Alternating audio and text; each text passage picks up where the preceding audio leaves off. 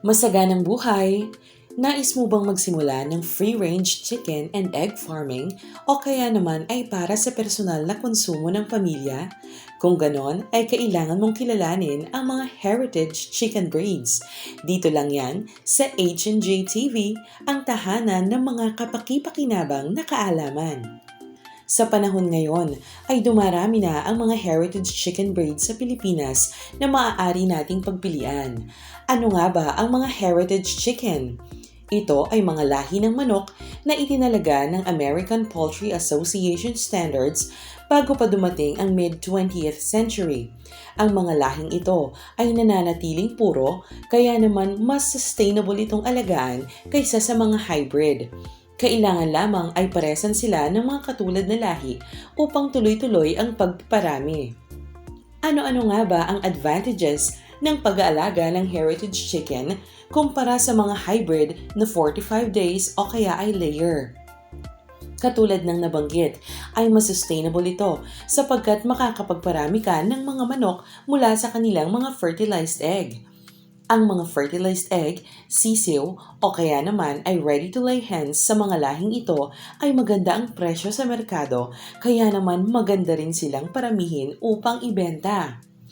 Makakatipid din sa pagpapakain sapagkat maaari silang iset up ng free range kung saan malaya silang makakahanap ng kanilang makakain katulad ng mga dahon, grain, uod, insekto at kung ano-ano pa.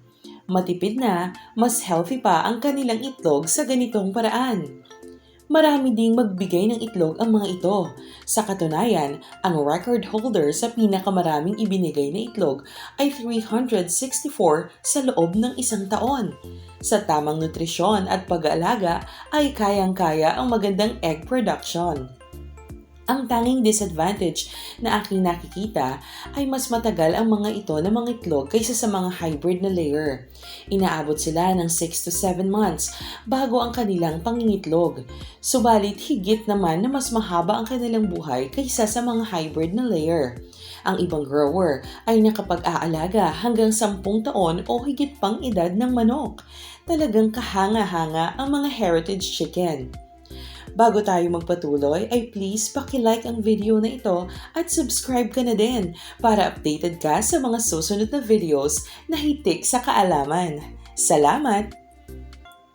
Karamihan sa mga babanggitin natin ay ang mga multipurpose chicken o mga manok na hindi lamang kapaki-pakinabang sa pangitlog pero panalo rin bilang meat source. Aalamin natin ang ilan sa mga basic na katangian nila katulad ng bird size, egg color, egg size, egg production per year, maturity o weeks bago mangitlog, disposition o general attitude, free-range capabilities o kapasidad nito upang humanap ng sariling pagkain, at broodiness o kakayahang humalimhim. Isasama ko na din ang kanilang current RTL price o ready-to-lay price para matulungan kang mamili ng naaayon sa iyong budget. Muli, ang mga ito ay general statistics lamang mula sa mga experienced heritage chicken growers at breeders at hindi absolute fact tungkol sa mga breed na ito.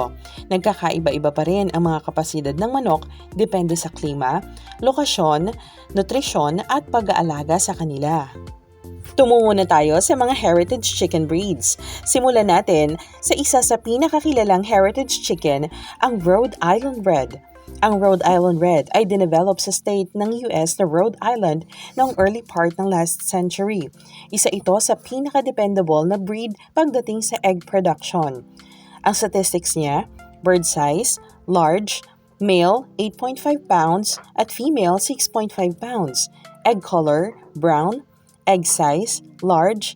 Eggs per year, 300 to 350. Free range capability, good. Maturity, 20 weeks. Disposition, better. Pagdating naman sa broodiness, not all likely o mababa ang tsansa nito na humalimhim. Bilang isa ito sa pinakamaraming supply, pinakamababa ang kanyang presyo na nasa 500 plus pataas. Isunod naman natin ang Black Australorp. Ang Black Australorp o Black Australian Orpington ay na-develop mula sa Black Orpington at iba pang heritage breed sa Australia at na-introduce sa US noong 1920s. Ito ay dinevelop upang maging mahusay sa pangingitlog pero maganda pa ring meat source. Kaya naman ito ang may record ng pinakamaraming itlog, 365 sa loob ng isang taon. Tingnan natin ang mga statistics ng Black Australorps. Bird size, large, male 8 pounds, female 5.5 pounds. Egg color, brown. Egg size, large. Eggs per year, 300 to 364. Maturity, 20 weeks. Disposition, better, sapagkat sila ay quiet at gentle. Maganda ang free-range capability nila, subalit well-adjusted din sila kung nasa confinement o kulungan. Katulad ng Rhode Island Red ay hindi ito masyadong maaasahan sa paghalimhim. Ang kanyang market price na RTL ay nasa 600 pataas. Next naman ay ang Barred Plymouth Rocks. Ito ay isa sa kinukonsider ng mga chicken growers na most dependable multipurpose heritage chicken. Ito ay dinevelop sa New England noong 1800s mula sa Dominiques at Black Java. Ang kanyang statistics, bird size, extra large. Male, 9.5 pounds at female, 7.5 pounds. Egg color, brown. Egg size ay large. Eggs per year, 250. Subalit maraming chicken growers na nagsasabing nakakapagbigay ito sa kanila ng 350 plus eggs sa loob ng isang taon. Maturity, 20 weeks. Disposition, better. Free range, better. Broody, not very likely. Ang presyo nito ay nasa 800 pataas. Isa pa rin sa top multipurpose heritage chicken ang Buff Orpington. Isa ito sa top list ng mga growers na pinakamasarap na manok. Easy to dress, white-skinned, plump, and juicy. Statistics, bird size, extra large, 10 pounds for male at 8 pounds naman sa female. Egg color, brown. Egg size, large. Eggs per year, 250 to 300. Maturity, 20 weeks. Disposition, best. Friendly at maamo ang mga ito kaya naman maganda itong alagaan kung mayroon kang mga kids. Free range, excellent. Ibig sabihin ay napakahusay nitong kumuha ng mga pagkain. Kung nais mo na humahalimhim na manok, ay ito ang para sa iyo. Price range, 1,500 sa RTL o ready to lay hens.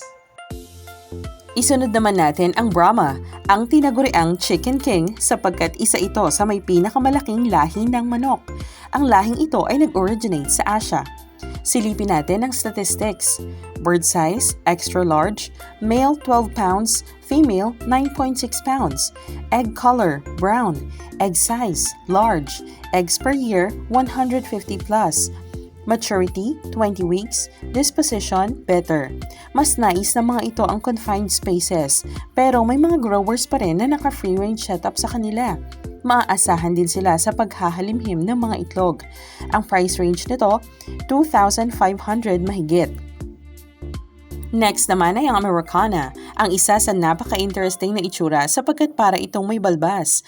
Napakarami ding magagandang variation ng itsura nito. Tingnan natin ang kanyang statistics. Bird size, medium. Sa female, 4 pounds at sa male naman ay 7 pounds. Ang egg color nito ay blue. Kilala ang Americana sa kanilang blue eggs. Egg size, large. Eggs per year, 250 plus. Maturity, 22 weeks. Disposition, good. Free range, good. Broody, not very likely. Ang price nito ngayon ay 1,500 mahigit. Maran, ang breed na ito ay dinevelop sa France noong mid-1800s sa bayan ng Maran kung saan ito nakuha ang kanyang pangalan. Bird size, large, male 7.5 pounds at female 4.5 pounds. Egg color, dark brown. Kilala ito sa dark brown eggs lalo na ang dark copper Maran na nagbibigay ng pinaka-dark na kulay ng itlog o chocolate brown eggs. Egg size, large. Eggs per year, 250 plus. Maturity, 20 weeks. Disposition, excellent. Free range, better. Broody, somewhat likely. 1,500 naman ang RTL na price range nito.